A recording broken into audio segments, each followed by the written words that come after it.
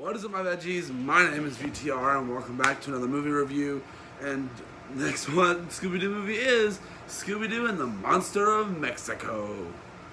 Okay, so one thing that I'm going to point out straight off the bat, I noticed in the last one, it felt like a tie-in to the Scooby-Doo, What's New Scooby-Doo TV series. So does this, but even more like a tie-in than the other one. And actually a lot more entertaining. Like, the side characters are a lot more entertaining. So let me give a little plot summary. I need to start giving plot summaries for some. So they go to Mexico because there's a monster terrorizing it, and I just realized that's the best way to describe a Scooby-Doo movie. Wow, I legit. Okay. Yeah, but the setting of Mexico is pretty nice. I like that. I've seen a lot of movies, animated movies, take place in Mexico, and some of them don't do it very well. But this one did really well, and I really, really did like it. This one is definitely much better than the last one I reviewed. The side characters were really cool. There was a lot of fun happening throughout most of the movie. The problem with the voice actors in the last one that I said is a problem with this one as well. But for some reason, it does feel, I'm pretty sure it's those voice actors once again that I talked about in the last video. But it didn't bother me as much this go around. I don't know why. Maybe because the delivery was better or what. I don't know.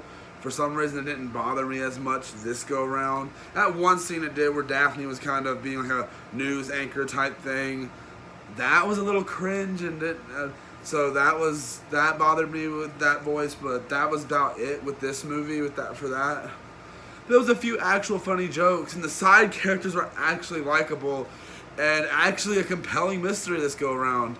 Because I was predicting, like, okay. And actually, my prediction came true, actually. And I wasn't in like prediction where I'm like, yes, that's it. Because it was just a really interesting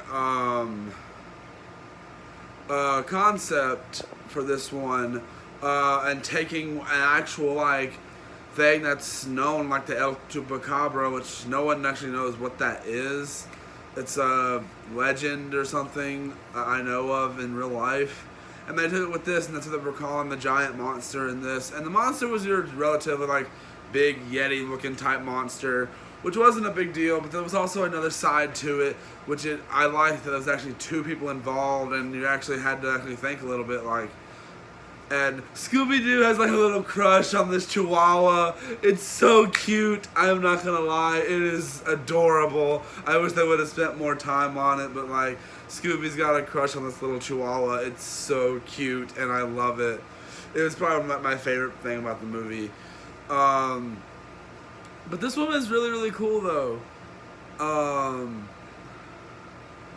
Like, I actually really enjoyed this one compared to the last one, and I don't know if I'm going to give this one a 4 because obviously it's not up to where the other ones are, but I will go ahead and give my rating now. I know we're only at like the almost 4-minute mark of this video, but I'm going to go ahead and give my rating off the bat.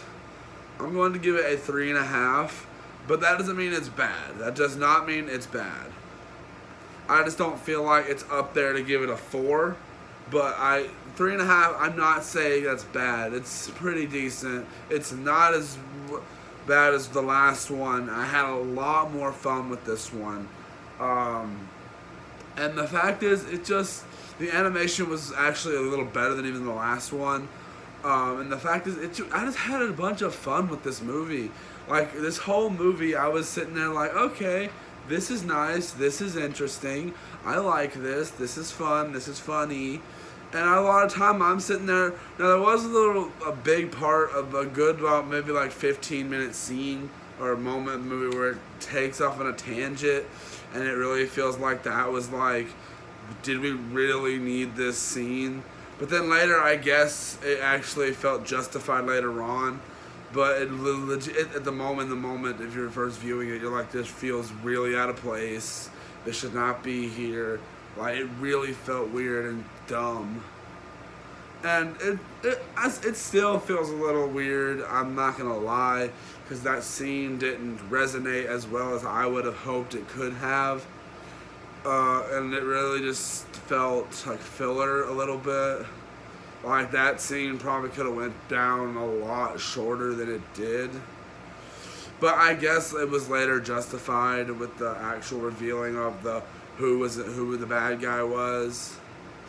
And there actually is a funny joke in the movie, like, this character asks, one of the people that was the bad guy goes, freaking, like, so what happens now? We go to jail!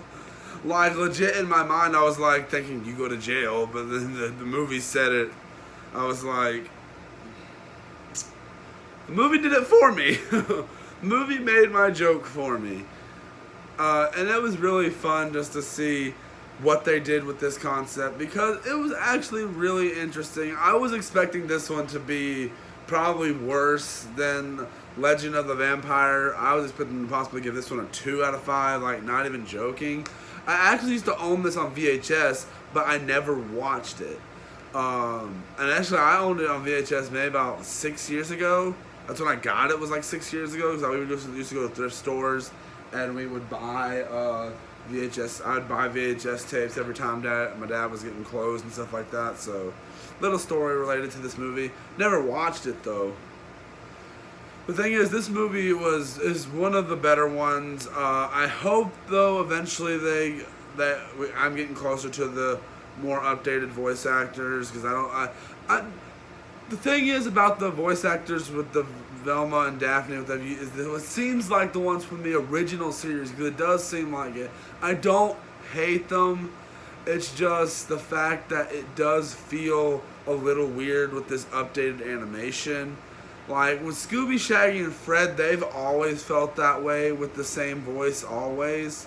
But I guess for some reason with me, it just feels strange to see them with this. I don't know. Maybe it's because Fred, Scooby, and Shaggy sounded the same throughout those other movies and into these as well. And then the voice actors switch with Velma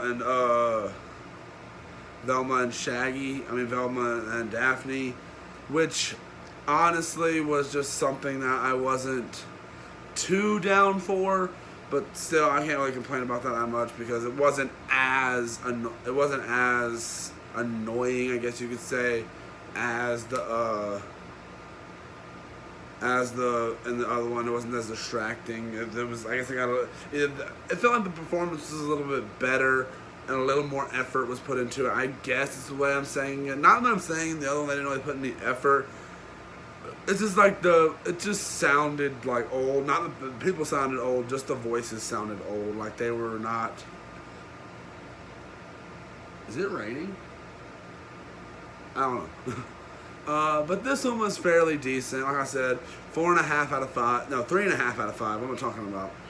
It was pretty darn decent. I had fun with this one. Animation was good. Animation was about the same for the last one. Now the next one we got on our list is actually one I'm excited to review.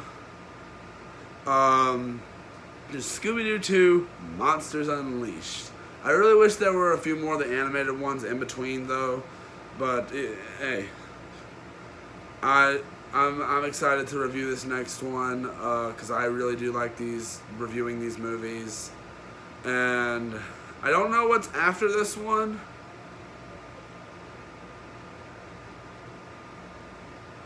But we'll just see, because this one is pretty. The next one I'm excited for. This one I had fun with. It's not like the last one where I really didn't have much fun with it. So I hope I have the next one does me justice. I'm pretty sure it will, because I watched Monsters Unleashed multiple times. So I'm gonna rewatch it though, just for the review, see if there's anything I missed. But that's really all I have to say for this review, guys. I hope you guys enjoyed it. Let me know in the comments what you guys thought of Scooby-Doo and the Monster of Mexico down in the description below. And I'll see you guys in the next one. Bye!